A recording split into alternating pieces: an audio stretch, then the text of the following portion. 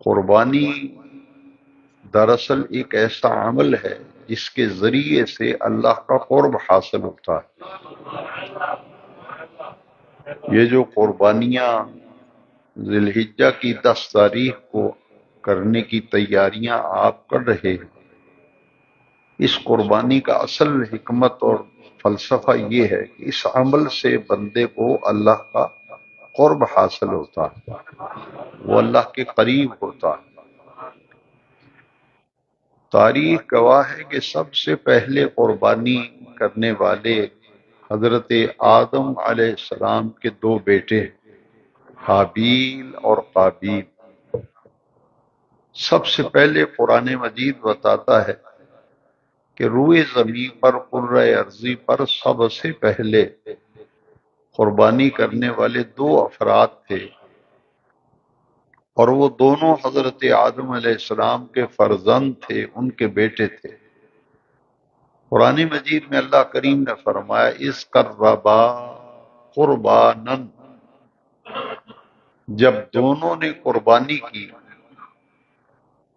دونوں بھائیوں نے قربانی کی، فتقبل من احدہما ولم یتقبل من الآخر، قربانی تو دونوں نے کی، لیکن اللہ کا قرآن بتا رہا ہے کہ ایک کی قربانی قبول ہو گئی اور دوسری کی قربانی جو ہے وہ رد ہو گئی، وہ قبول نہیں ہوئی۔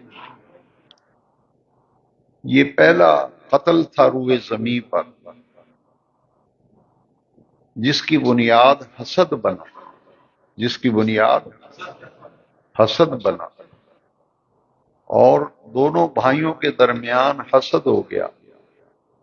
اس حسد کی بنیاد پر جس کی قربانی قبول نہیں ہوئی تھی، اس نے حسد میں آ کر اپنے بھائی کو قتل کر دیا کہ تمہاری قربانی قبول ہوئی ہے، اب تمہیں زندہ نہیں رہنے دوں گا۔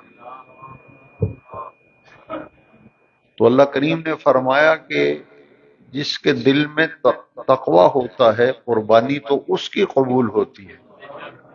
یتقبل اللہ من المتقین، کہ اللہ تو اس کی قربانی قبول کرتا ہے جس کے دل میں تقوی ہو۔ بھائی دونوں ہی تھے اور بیٹے دونوں ہی حضرت آدم علیہ السلام کے تھے، لیکن ایک کے دل میں تقوی تھا اور ایک کے دل میں تقوی نہیں تھا۔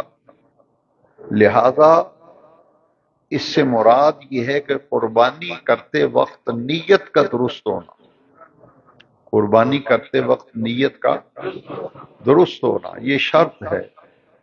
اسے قرآن کی اصطلاح میں تقوی کہا گیا۔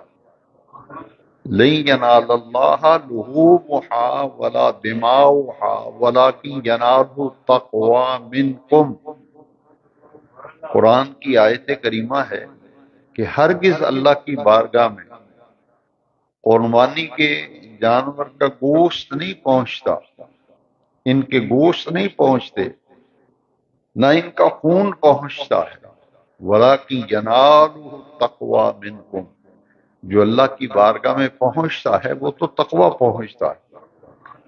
لہذا نیت کا درست ہونا، نیت کا درست ہونا یہ قربانی کی قبولیت کی شرط ہے۔